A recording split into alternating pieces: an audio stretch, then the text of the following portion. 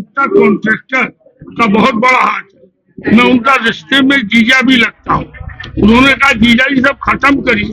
मैंने कहा मैं यहाँ रिश्तेदारी निभाने नहीं आया हूँ, मुझे आप लोगों की साझेदारी चाहिए और ट्रांसपेरेंसी चाहिए।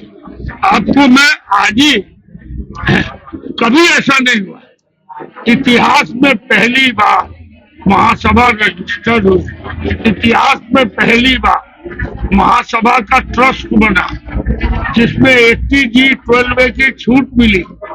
सारे पेमेंट और आमदनी 90% से ऊपर चेक से, कि अगर कोई बकाया है तो आप अनियमितता पूरी कर दे। मैंने उनको लिखित दिया, हम कार्य समिति ने पास किया कि हम आपको, आप खेद प्रकट कर दीजिए, जो पैसा आप खा गए वो आप जमा कर दीजिए।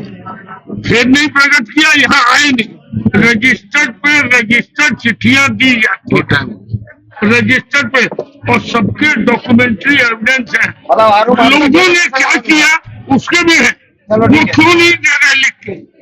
वो इसलिए लिख के नहीं दे रहे कि वित्तीय अनियमितता में अप्रैल महीने में, अगर आप लोगों में से जिसने कॉमर्स पढ़ा है और जिसको जरा सी भी वित्तीय जानकारी है, अप्रैल महीने में 2,40,000 निकाले, मार्च में पूरा सुन लीजिए, मार्च में जमा कर दिए, फिर अगले साल निकाले। देवी भवन जब बना तो वहाँ 2,51,000 दान दे, दाताओं का जो नाम देंगे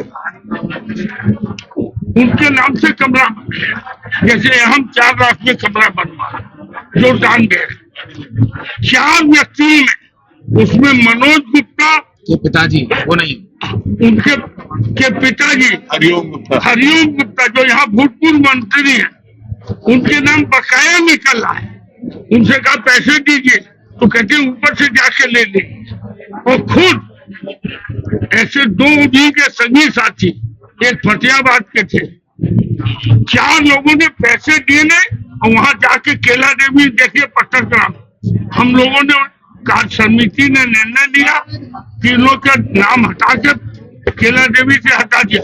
उन्होंने देखा कि तो सारी वित्तीय अनियमितता, तो दबाव बनाने के लिए उन्होंने यहाँ केस कर दिया। जब उन्होंने केस किया, समाचार पत्रों के माध्यम से जानकारी हुई कि मथुरा में जो जमीन अखिल भारतीय मातृवैश्य महासभा को दान में मिली थी, उस जमीन के वापसी का जो मामला बना था, उसके बारे में कुछ गलत तथ्य उसमें अंकित थे। समाचार पत्रों को पूरी जानकारी नहीं दी गई। इस प्रकरण की समिति जो बनी थी उसका मैं सदस्य था। उसके बारे में जो मैं आपको बताना चाहता हूं कि 2007 में जब महासभा को वो जमीन मिली थी, तब से लेकर जिस दिन वापस हुई है तब तक महासभा का नाम केवल रजिस्ट्री थी। रेवेन्यू रिकॉर्ड्स में कोई नाम का नामांकन नहीं हुआ था। महासभा का उस पर कब्जा नहीं था। वो जमीन का भौतिक निरीक्षण हमने किया था, कमेटी ने, बहुत सकरी गली में थी। कोई भी विकास से संबंधित काम करने पर वो जन उपयोगी लायक भूमि नहीं थी। इन सारी परिस्थितियों को ध्यान में रखकर कमेटी ने ये निर्णय लिया था कि जिन दानदाताओं ने वो जमीन दी थी, उनके पुत्र के द्वारा ये याचना की गई थी कि तकनीकी कारणों से ये जमीन हम दान में नहीं दे सकते थे, लेकिन हमारी माताजी की इच्छा थी, उन्होंने दान में दे दी। अब चूंकि कुछ लोग हमारे परिवार के ही हैं, रिश्तेदार हैं, उन्होंने विवाद खड़ा कर दिया है, सिविल का मुकदमा चल रहा है, हम उसे निस्तारित करना चाहते हैं और माताजी की भावना के अनुसार 21 लाख रुपए का दान महासभा में देना चाहते हैं। महासभा के उपयोग की अगर भूमि है तो कोई दिक्कत नहीं है, अगर उपयोग की नहीं है तो हमें वापस कर दी जाए। कमेटी ने उसका अध्ययन किया, निरीक्षण किया और तमाम कागजात का परीक्षण करने के बाद यह निर्णय हुआ कि सर्वसम्मति से जो कमेटी के सदस्य सभी थे, जिसमें तत्कालीन मंडलाध्यक्ष अशोक कुमार गुप्ता भी थे, निर्वाचन मंडल के वर्तमान अध्यक्ष हमारे अशोक गुप्ता भट्टेवाले थे, वीरेंद्र गुप्ता थे, ध्रुव कुमार आचार्य थे और मैं भी था। हम सब ने जो निर्णय लिया, उस निर्णय में यह तय किया कि इनकी जो वापसी की बात है वो सही प्रतीत होती है। भूमि महासभा के उपयोग की नहीं है। महासभा में कोई निर्माण कार्य नहीं करा सकती, क्योंकि महासभा के द्वारा किया गया निर्माण कार्य जन उपयोगी होना चाहिए, वो संभव नहीं है। सकरी गली का मामला है, वाहन आ जा नहीं सकते, कब्जा आज तक मिला नहीं है। इस सब दृष्टि से महासभा ने निर्णय लिया और वो वापस कर दी। सच यही है, यही आपके माध्यम से आम मातृवैश्य तक जाएगा। तो जो आरोप लगे हैं वो अपने आप में निराधार, असत्य और झूठे साबित हो जाएंगे। धन्यवाद। भूमि को जिनकी थी उन्हीं को वापस कर दी जाए और उसकी एवज में मातृवैश्य महासभा भवन को 21 लाख रुपए दान स्वरूप भेंट उन्होंने किया, सहर्ष किया, अपनी मर्जी से किया। कुछ समाचार पत्रों में जो एक प्रकाशन हुआ था नितांत भ्रामक है।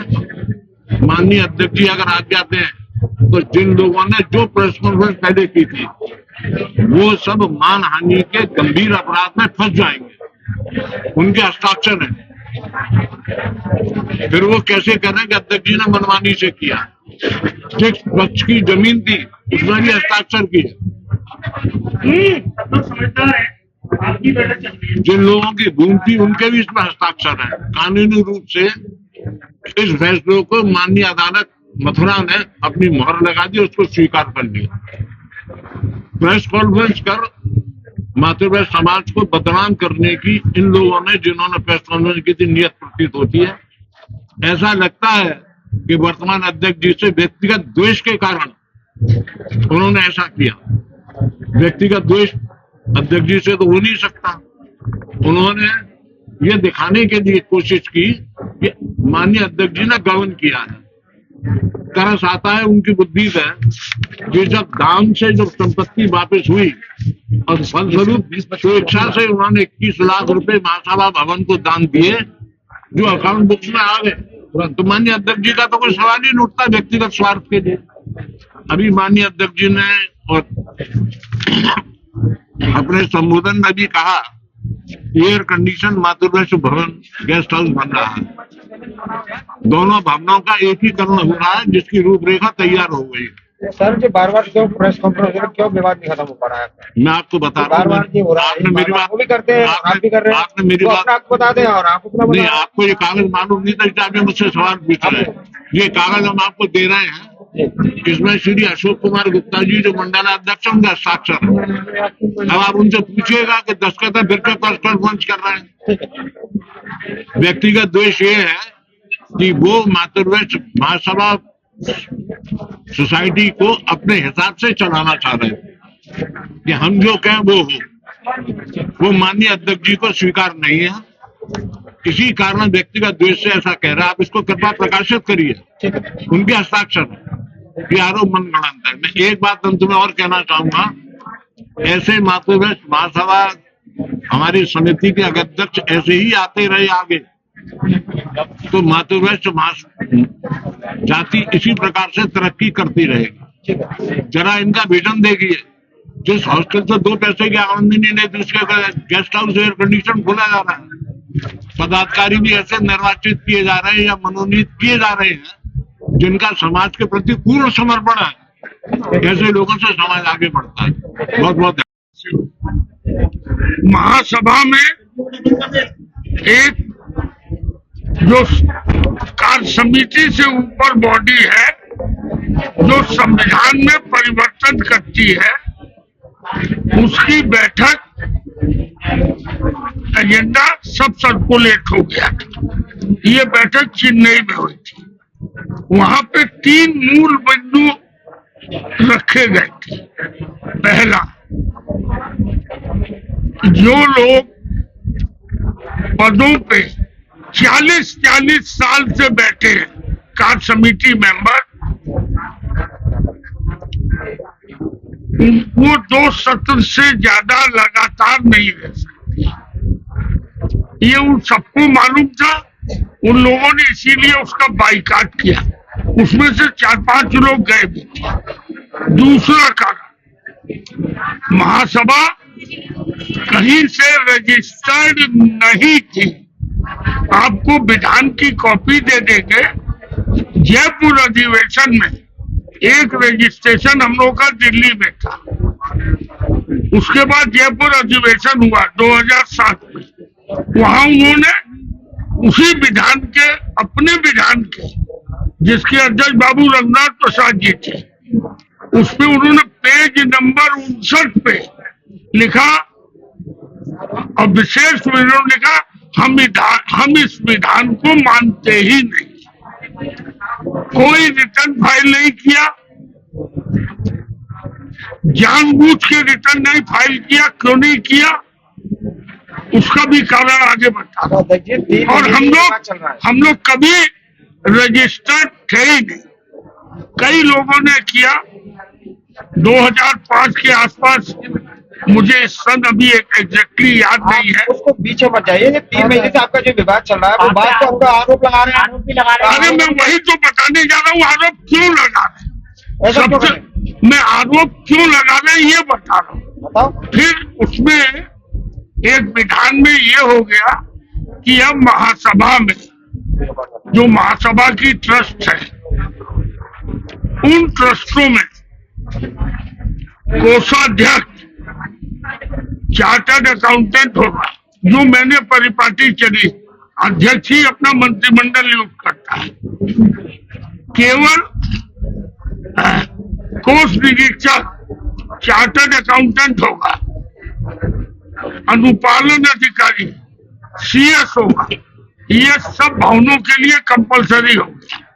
इनको लगा कि जब ये प्रोफेशनल आ जाएंगे और चार्टर्ड अकाउंटेंट या सीएस अगर किसी गलत सर्टिफिकेट पे दस्तखत करेगा, बैकडेट में कर नहीं सकता। अकाउंट हर 3 महीने पे सर्कुलेट करने पड़ेंगे। ये इनको भाया नहीं।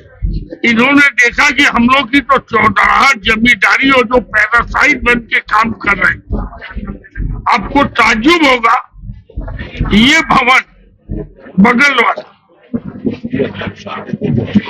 22 लाख रुपए की लाइबिलिटी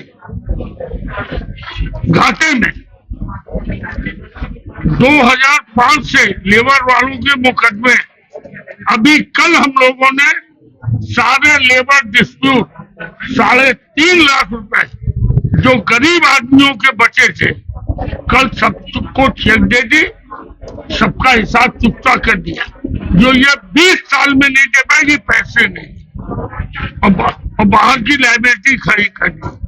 जब मैंने उस पर कड़ाई की, यहाँ प्रोफेशनल मैनेजमेंट था ही नहीं।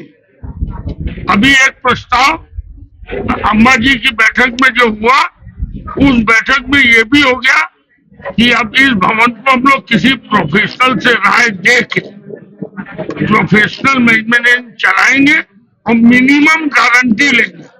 अब तक हमारे पास लगभग 50 लाख से 1 करोड़ मिनिमम गारंटी खाली दोनों भवनों की मिल चुकी है, जो घाटे में है। तो घाटा क्या था, मैं आपको एक ये कागज अभी और दे रहा हूँ। इसी भवन में 1 लाख रुपए नगद निकाले गए, अकाउंट में लिख दिया नगर निगम का टैक्स का है, और नगर निगम को जो टैक्स दी, बैंक में खाता था, चेक से पेमेंट नहीं किया, नगद पेमेंट किया। नगद पेमेंट में 1 लाख रुपए उसमें घुसा दिया। मतलब वो 1 लाख रुपए कहीं और दिया गया था जो डूब गए थे। आपका आरोप है कि उन्होंने पैसे का गबन किया है। और जो आरोप रिकॉर्ड यही बता रहा है। मैं आपको रिकॉर्ड बता रहा हूँ। जब हम लोगों ने, सुनिए आपकी बात कही, जब वित्तीय अनियमितता की, तो हम लोगों ने कार्य समिति में तय किया कि इनको मौका दिया जाए। 2 महीने का मौका दिया कि पत्रकार बंधु, आपका मातृवंश महासभा भवन में आपका बहुत बहुत स्वागत। सर्वप्रथम मैं ये बताना चाहूंगा कि मातृवंश भवन से संबंध में राजनीति में जो लोग अब हाशिए पे आ गए हैं, वो तरह तरह के हथकंडे अपनाकर वर्तमान अध्यक्ष जी के कार्यकाल में जब उनकी दाल नहीं गली है, तो मिथ्या प्रचार कर मनगढ़ंत झूठे अपमानजनक आरोप लगा रहे हैं। मैं सर्वप्रथम आपको बता दूं कि मथुरा में जो बात 1125 सन 2022 जिन दाताओं ने जमीन दी थी उनके ही एक रिश्तेदार ने एक वाद दाखिल किया। कानूनी तकनीकी दृष्टि से वो वाद दीवानी कचहरी में पोषणीय नहीं था, क्योंकि वो पुश्तैनी जायदाद कह के आए थे। तो जिन लोगों ने मातृवंश भवन के लिए जो दान दिया था वो नितांत कानूनी रूप से गिफ्ट के अंदर नहीं आ सकता था। माननीय अध्यक्ष जी ने कृपा की। माननीय अध्यक्ष जी ने जब मुझसे कानूनी राय मांगी तो मैंने अध्यक्ष जी से कहा ये बात पूछनी ही नहीं है, ये गलत मातृवंश भवन के संबंध में बैनामा हो गया। इसका निरस्तीकरण 1 तारीख पर मथुरा की अदालत कर देगी, जिससे हम लोग हार जाएंगे। कुछ लोगों को ये बात पसंद नहीं आई, लेकिन अध्यक्ष जी बहुत जुनूनी व्यक्ति हैं।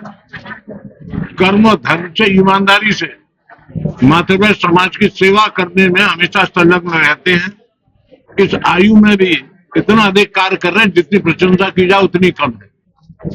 अध्यक्ष जी ने अपने तरफ से कुछ माननीय सदस्यों की राय लेकर इस वाद का निपटारा इस तरह किया कि जिनकी जमीन थी उनको वापस कर दी जाए। उस एवज में उन्होंने 21 लाख रुपया महासभा भवन में चेक के रूप में दान दिए, जो मातृवंश भवन के कोष में जमा हो गए। इसमें कोई हेराफेरी नहीं थी। उस बैठक में जो निर्णय हुआ